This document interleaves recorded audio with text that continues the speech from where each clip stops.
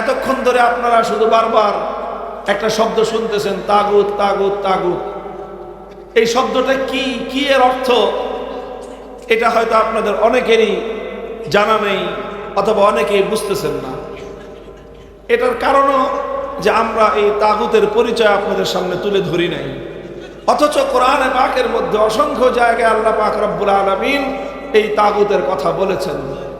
তাফসীরের কিতাবগুলোর মধ্যে কদিমান ওয়া হাদিসান সর্বযুগের মুফাসসিরিন কেরামগণ কোরআনের ব্যাখ্যা করতে গিয়ে বারবার তারা তাগুতের পরিচয় তুলে ধরেছেন।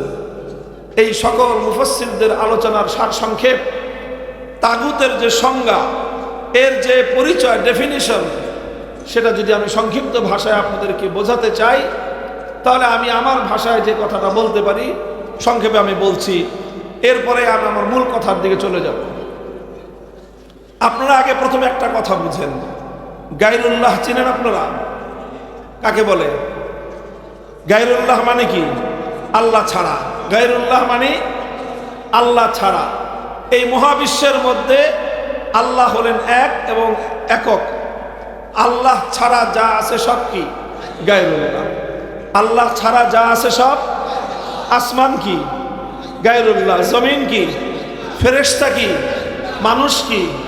জিন গায়রুল্লাহ। নবী, ওলি, রাজা, বাদশাহ সব সব গায়রুল্লাহ একদিকে, আর আল্লাহ এক এবং অদ্বিতীয় একক, তিনি আরেক দিকে। আল্লাহ হলেন এক, আল্লাহ ছাড়া যা আছে সব হলো গায়রুল্লাহ। গায়রুল্লাহ বুঝলেন? তো যে কোনো গায়রুল্লাহকে যদি আল্লাহর স্থানে বসানো হয়, যে কোনো গায়রুল্লাহকে যদি আল্লাহর স্থান দেওয়া হয়, আল্লাহর আসনে বসানো হয়, সেই গায়রুল্লাহকেই বলা হয় তাগুত। কথা বোঝা গেল? যে কোনো গায়রুল্লাহ, তাকে যদি আল্লাহর আসনে বসানো হয়, সেই গায়রুল্লাহকে বলা হয় তাগুত। যেরকম দৃষ্টান্ত হিসেবে বুঝেন, ইবাদতের একমাত্র মালিক কে? লা ইলাহা ইল্লাল্লাহ, নেই কোনো মাবুদ এক আল্লাহ ছাড়া। তো এই যে লা ইলাহা, একমাত্র মাবুদ কে? আল্লাহ। সুতরাং ইবাদতের মালিক, ইবাদতের উপযুক্ত একমাত্র কে? এখন এই ইবাদত যদি আপনি আল্লাহকে না দিয়ে অন্য কাউকে দেন, যে কাউকে দেন, যে কোনো গায়রুল্লাহকে দেন, কোন দেব দেবতাকে দেন, কোন মরা দেবতাকে দেন, অথবা কোন জিন্দা দেবতাকে দেন, অন্য কারো যদি আপনি পূজা করেন, অন্য কারো যদি কেউ ইবাদত করে, তাহলে যার ইবাদত করা হলো তাকে আল্লাহর আসনে বসানো হলো কিনা? কারণ ইবাদত পাবেন একমাত্র কে? আপনি আল্লাহকে ইবাদত না দিয়ে যখন আপনি দুর্গাকে পূজা করলেন, আল্লাহকে ইবাদত না দিয়ে যখন আপনি কালী অথবা সরস্বতীকে পূজা করলেন, তখন আপনি দুর্গাকে, কালী অথবা সরস্বতী ইত্যাদি দেবদেবতাগুলোকে আপনি আল্লাহর আসনে বসালেন। তো যেই গায়রুল্লাহকে আল্লাহর আসনে বসানো হয়, সেই গায়রুল্লাহকে বলা হয় তাগুত।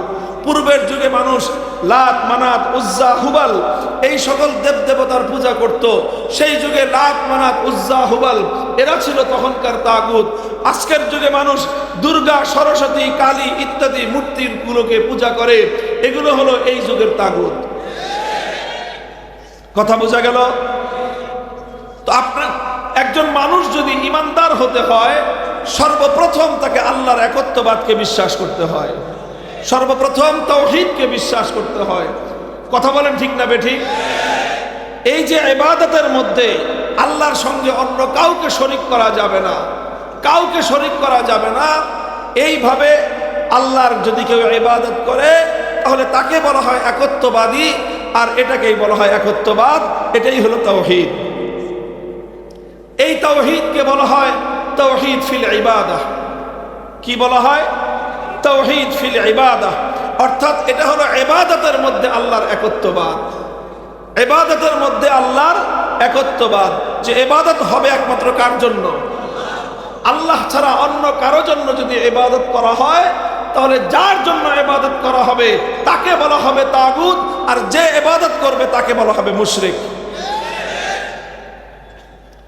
মুহতারাম হাজিরিন, এটা আমি বুঝালাম মূল কথা বোঝানোর জন্য। কারণ আলহামদুলিল্লাহ মুসলমানদের মধ্যে এতটুকু সুদবোধ আছে যে আল্লাহ ছাড়া অন্য কারো পূজা করা যাবে না, আল্লাহ ছাড়া অন্য কাউকে সাজদা করা যাবে না, আল্লাহ ছাড়া অন্য কাউকে ইবাদত করা যাবে না। এই জন্য মুসলমানরা যদি দেখে যে কাউকে, কোনো মুসলমানকে যে সে দুর্গার সামনে গিয়ে মাথা নত করে আসে, তো মুসলমানরা ওর ব্যাপারে কঠোর সিদ্ধান্ত নেবে যে তুই মুসলমান হয়ে দুর্গার সামনে গেলি কেন? কথা বলেন ঠিক না বেঠিক? আরে দুর্গা তো দুর্গা। কোন মুসলমানকে যদি আরেক মুসলমান দেখে যে ও কবরের সামনে গিয়ে সেজদা করতেছে, কোন পীরের মাজারে গিয়ে সেজদা করতেছে, তাই তো মায়ের একটা মাটিতে পড়ে না। যে তুই কবরে সেজদা করলি কেন? সেজদা পাবেন একমাত্র কে? আল্লাহকে বাদ দিয়ে তুই কবরকে সেজদা করলি কেন? আল্লাহকে বাদ দিয়ে তুই পীরকে সেজদা করলি কেন? আল্লাহকে বাদ দিয়ে তুই গায়রুল্লাহর সামনে মাথা নত করলি কেন? মুসলমানের কাছে এক আল্লাহ ছাড়া অন্য কারো ইবাদত গ্রহণযোগ্য নয়। কেন? কারণ মুসলমানরা একত্ববাদে বিশ্বাসী, মুসলমানরা তাওহীদ ফিল ইবাদাহ, ইবাদতের মধ্যে আল্লাহর একত্ববাদকে বিশ্বাস করে।